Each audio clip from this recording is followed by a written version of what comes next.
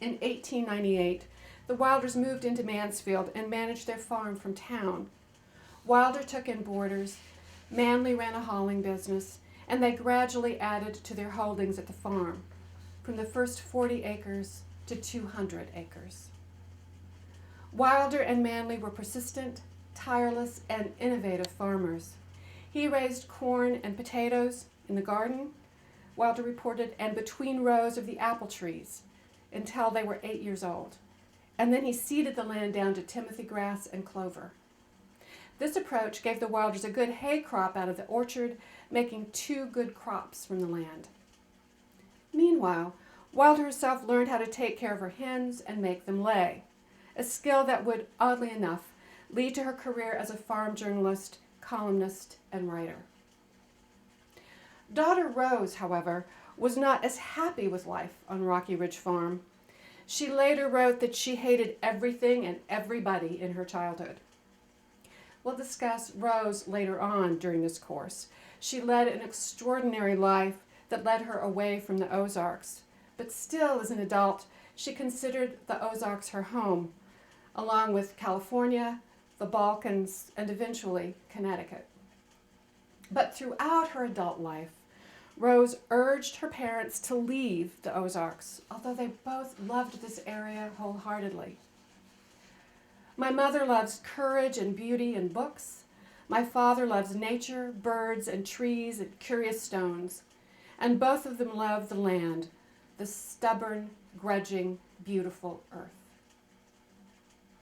Wilder and Manley basked in the natural beauty of the Ozarks. They picnicked with friends, explored Ozark caves, and every inch of Rocky Ridge Farm. They became members of the Methodist Church in Mansfield. Wilder joined and even co-founded a number of women's clubs in the area. And she championed farm issues and causes. Eventually, she became the secretary-treasurer of Mansfield's National Farm Loan Association, serving from 1917 until 1927. The association granted farm improvement and development loans to small family farms. But the real expression of Wilder's love of the Ozarks is this very place where we're filming right now, the farmhouse at Rocky Ridge. According to her daughter Rose, Wilder dreamed about such a home from the moment the family moved to the farm, into that first very drafty log cabin. Her mother's vision was always of a white house, all built from our farm. There would be a nice big porch on the north, cool on hot summer afternoons. The kitchen would be big enough to hold a wood stove for winter and one of the new kerosene stoves that wouldn't heat up the place in summer. And in the parlor, there would be a bookcase, no, 2 bookcases, big bookcases full of books, and a hanging lamp to read them by on winter evenings by the fireplace. But before work could begin on Wilder's dream house, the mortgage had to be paid, the farm fenced, and the barn enlarged. Ultimately, Wilder had to wait almost 20 years for this dream house. Her idea for the house was truly exceptional. As she wrote, "So far as possible, everything used in the building was to be a product of the farm, both for the sake of economy and because of the sentimental idea that we wanted the house actually to be part of the farm." Manley shared this dream, but he sensibly argued that they could simply keep adding on to the original cabin, 1 room at a time. Yet this wasn't exactly what Wilder herself envisioned. Why not build a real house instead of an addition that would make it look like a townhouse in the poorer suburbs? This kind didn't belong on a farm, I insisted. It wouldn't look right among the trees with the everlasting hills around it. Wilder's vision was truly unique for this time and place. In Wright County, Missouri, most farmhouses were exactly what Manley advocated for, a room added on here and there without a master plan. But Wilder's contention that the house should organically spring from its surroundings adhered to the principles of the British arts and crafts movement. As an artist, writer, and designer, William Morris had advised, have nothing in your houses that you do not know to be useful or believe to be beautiful. The finished farmhouse at Rocky Ridge is in many ways a work of art, as original in its own way as Wilder's books. From its beam ceilings and the massive rock slabs that form the fireplace in the living room, to its open stairway and dining room, to its built-in cabinets and bookcases in the study, the house creates a storybook atmosphere, yet its story could only unfold and have meaning in the Missouri Ozarks. Manley and Wilder even found a backwoods carpenter with traditional training to smooth the oak boards, most of them from Rocky Ridge Farm, and fit them together seamlessly. The entire house was physically scaled to fit the Wilders. Visitors today find the kitchen and dining room small, the main bedroom cramped, but Manley was probably 5 feet 4 inches tall, Wilder herself just under 5 feet. Remember, Pa always called her half pint, for a very good reason. The kitchen countertop, where she stood to knead bread, stands a mere 29.5 inches off the floor. Trust me, I measured it. The house cost them $2,200 and was completed in 1913. It more than fulfilled Wilder's fancy that the farmhouse should seem to be a product of the soil where it is reared. Such a house, well built, will last for generations. Of course, Wilder's novels have lasted generations as well. That's why we're studying her. And although none of the books in the Little House series explore life in the Ozarks, the foundation of her career as a professional writer is firmly rooted here.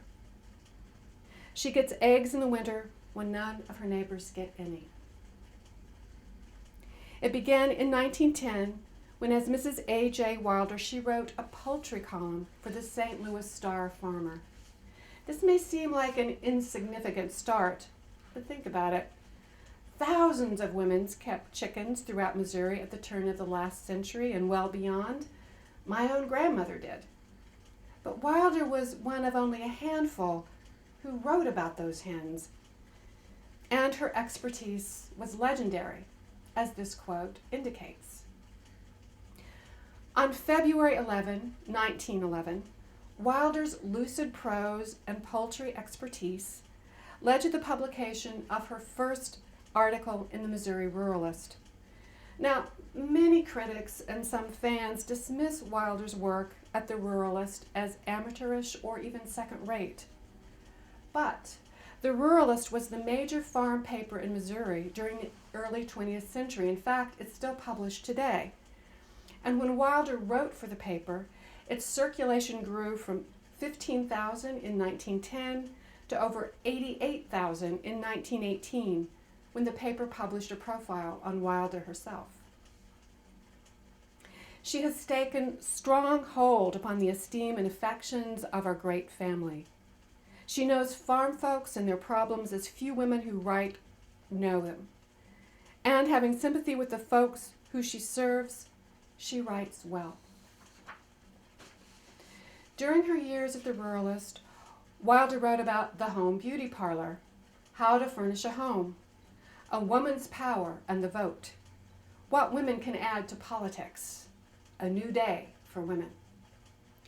Early in her career at the Ruralist, she sometimes wrote under the byline of A.J. Wilder, her husband's name, when she wanted to extend her reach beyond the paper's women readers and appeal to their husbands, with major feature stories on farming techniques and experiences, as she did with this front page story on My Apple Orchard and Rocky Ridge Farm.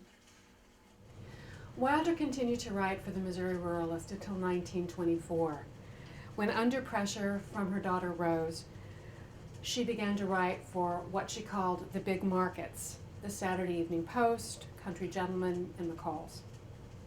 It's interesting to note that 2 out of these 3 magazines no longer exist, while the Missouri Ruralist is still going strong and even has an online version today. Wilder didn't enjoy writing for the big markets. She grew much more interested over time in personal stories about her own past. Even before she stopped writing for the Ruralist, Wilder had started writing columns about her childhood and adolescence. These were often inspired by her parents, Charles and Caroline Ingalls, or of her memories of growing up in Dakota Territory with her sisters Mary, Carrie, and Grace. Here, for an example, is an excerpt from a Missouri Ruralist column entitled "Christmas When I Was 16. The snow was scudding low over the drifts of the white world outside the claim shanty. It was blowing through the cracks in its walls and forming little piles and miniature drifts on the floor and even on the desks before which several children sat trying to study, for this abandoned claim shanty, which had served as the summer house of a homesteader on the Dakota prairie, was being used as a schoolhouse during the winter. Years later, Wilder transformed this scene and placed it in her last novel, These Happy Golden Years. Wilder also wrote her first children's stories during this period, but none of them apparently survive. Why? Perhaps because Rose, who was by then a popular, well-paid writer living in San Francisco, believed that there is no opportunity to make a name with children's stories. This from 1919. Not especially great advice, given what Wilder went on to do. But Wilder, who trusted her daughter's literary insights, apparently set aside those children's stories. On the other hand, Rose wasn't as successful in luring her parents away from the Ozarks. She tried frequently, especially when Wilder visited Rose for the Panama Pacific International Exposition in San Francisco. Wilder thought California was beautiful, but as she wrote Manly, I would not give one Ozark hill for the rest of the state. Wilder was truly at home in the Ozarks. The hills and valleys spoke to her, inspired her, and ultimately gave her the freedom to write autobiographical fiction. The more I see of how Rose works, the better satisfied I am to raise chickens, she wrote Manly. I intend to try to do some writing that will count, but I would not be driven by work, as she is for anything. City life and those big magazine markets weren't for Wilder. Everyday life in the Ozarks, raising chickens, watching the seasons change from her living room at Rocky Ridge, reading by a winter fire, these things provided the foundation, the stability, the fulfilling routine of routine life on his Ozark farm that Wilder needed to create her memorable little house books. She may have written about the big sky of Dakota Territory, but that lingering blue haze over the hills and valleys where the sky is lower in the Ozarks held Wilder's heart for 63 years. Her favorite view of the Ozarks was always right here on Rocky Ridge, where the skyline is always level and blue like the sea, and nearly always there's a lovely blue haze over all the hillsides that cut so deeply into this old, old land.